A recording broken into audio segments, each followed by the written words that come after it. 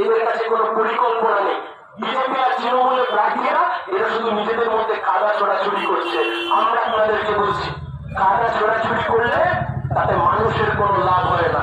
আমি আপনাদেরকে বলছি, যতদূর মালিকের আওয়াজ নিয়ে পৌঁছচ্ছে, হলদিয়া শিল্পাঞ্চল আমরা গড়ে তুলেছিলাম, হলদিয়া পেট্রোকেমিক্যাল আমরা গড়েছিলাম, হলদিয়া বন্দর দীর্ঘদিন ধরে পড়ে আছে, হলদি নদীতে ট্রেডিং হচ্ছে না, পুরী জমছে, বড় জাহাজ ঢুকতে পারছে না।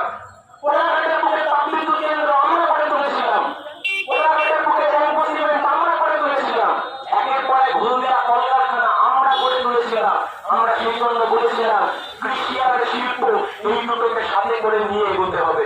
আজকে কি অবস্থা হলদিয়ার, একের পর এক শিল্প কলকারখানা। এই শুভেন্দু বাবুরা যখন নিউজ নিয়ে চেয়ারম্যান ছিলেন, তোলাবাজি দৌড়াচ্ছে, একের পর এক কলকারখানা হলদিয়া ছেড়ে চলে গেছে। একটা সময় ছিল যখন কলকাতা থেকে ছেলে